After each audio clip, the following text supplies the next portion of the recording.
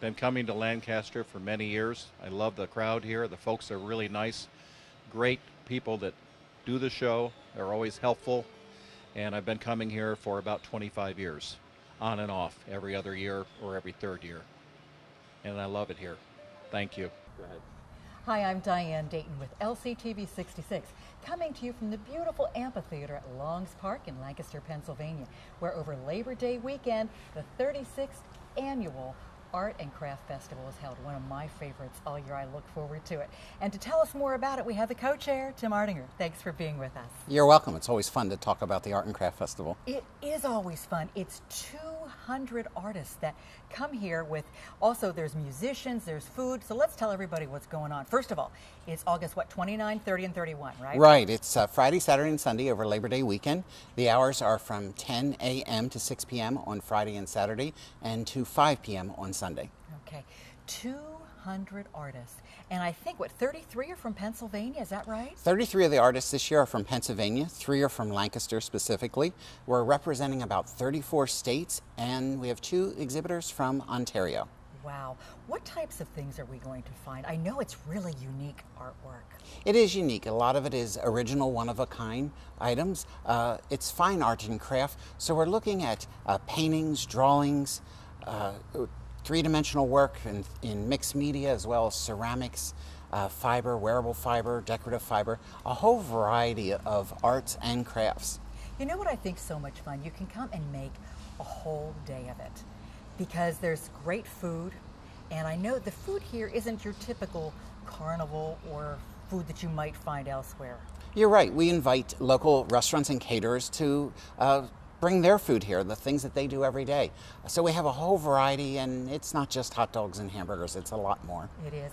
And you know what else I think really sets the tone is the wonderful music that you have that just kind of fills the park. I think music's a natural. We continue with the summer series with the music, and we have some local musicians that will be playing all 3 days in our stage in the food area. And to go over some of those, for those that are interested in coming specific times, the first day, which is Friday, from 11 to 1:30, the Amy Bank Quartet. She's always good, and she's a favorite. I think she'll be popular again this year. Yeah, I do too. And then String Theory, that's Jay Umble's group, and that's at 2 o'clock, right? Yeah, and I'll look forward to that one as well. Me too. I know there's some really great jazz, and Jay is just wonderful on guitar. That he is. On Saturday at 11 o'clock to 1:30, Terra Soul. What is that group? You know, I don't know much about that one, but our chair, Kathy Bowley, picks great groups, and she works on it all year, so I know there'll be a good sound and something to listen to. And I know what I think's neat about this, too, because you're so involved with social media and how you promote this. If we go to the website, we can also find out more about the groups, too, right? Right. We have an all-new website this year, has a lot of information on it. We'll be adding information all throughout the summer as we get it. We'll also be doing some Facebook posting and some Twitter posting, so lots of information out there all summer long. I think this adds a nice contrast, too. On Saturday at 2 o'clock is Irish Mist, and I think the name says it all there, right? Absolutely. Everybody likes Irish. Irish is very popular in Lancaster County. We have it in our summer series, and we also have it at the Art and Craft Festival. On Sunday, a favorite around here is the Dave Wilson Quartet, and that's at 11 o'clock. And Dave's jazz is just wonderful. Perfect for a Sunday brunch at the park. And then 2 till 4:30, the David Newman Quartet with Tim Price. Another good one. I think it's a great way to end the day. And a lot of energy in that group, too. Absolutely. Now, what's really nice about this, there's such a variety of different types of arts. Now, there's a great jurying process that goes with They're this. right. All of our artists have to apply to be in the show, and we had about 1,000 that applied this year. Then they go through a jury of their peers, and they get scored, and only the top scores get into the show. So out of that 1,000, we selected 200 to be in our show for this year. Wow. And with this, you get about how many people that come out to this show?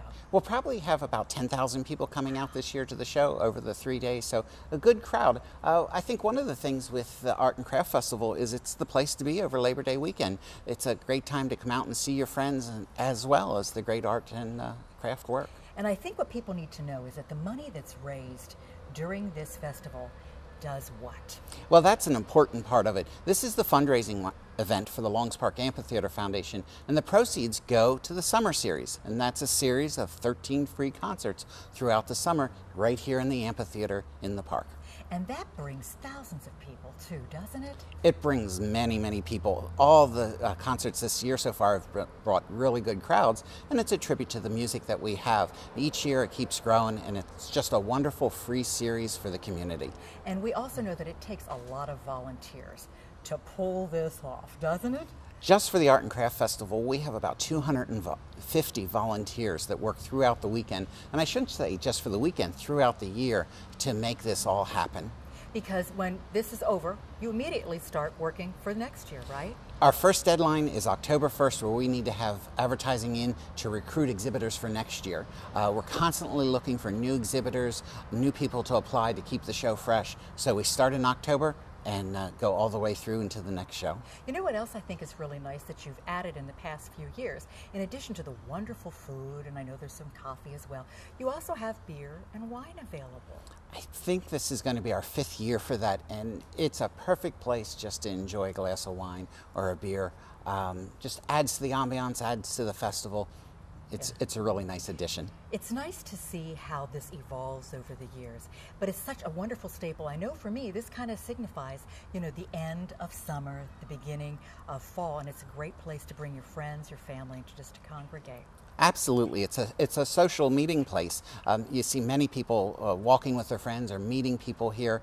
That it's just a great way to end the summer and Labor Day weekend without a lot of travel. So what is one of your favorite things about this art festival? I know I've bought a few different things and I can share what that is too, but what is it that you really like, Tim? I think what I really like is just to see the diversity of artwork. There's things that you're going to see that you're just not going to see anywhere else. It's amazing as you get to talk to the artist, then you understand why they created it, what went behind it, what was the process. And through talking with the artists and getting to know them over these years, I've really developed a lot deeper appreciation for artwork. It's no longer just a painting on the wall or a bowl on the table. It's now that artist, and it's their story. That's, I think, my favorite part, is that I now understand and really appreciate the artwork. Yeah, and what I've appreciated too is, like you said, talking and getting to know the artist and the story behind what they do and why they do it. I know there are pieces that I have bought that have literally captured me when I would turn a corner and I would see something just down, you know, in that particular booth.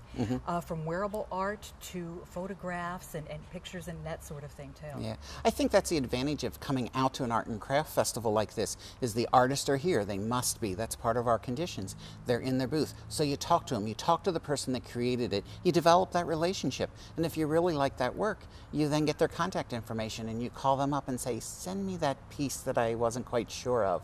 And often the people become collectors and they'll follow that artist and they'll buy more of their work. So I think the people to people, or the person to person part of the show is really fun. Yeah, I think so too. We're going to put the website up on the screen so you can find all things Art and Craft Festival. You can go to the website. Once again, it's Friday, Saturday, and Sunday, 29, 30, and 31 of August, right? Correct. And the hours are what again? 10 a.m. to 6 p.m. on Friday and Saturday, and 10 a.m. to 5 p.m. on Sunday. So come out, you can have lunch, you can have dinner, you can have a glass of wine or Absolutely. beer, coffee, whatever, hang out with your friends and hear some absolutely wonderful music. Yeah. Yes. Thank you so much for being here with us today and telling us what to expect when this comes out. I can't wait to see you out here. I know we'll see you scurrying around with some of the other volunteers as well, right? Absolutely, I'll be here. I wouldn't miss it. Okay. I'm Diane Dayton with LCTV 66, the Amphitheater, Longs Park. Don't forget the 36th annual Longs Park Art and Craft Festival will be there.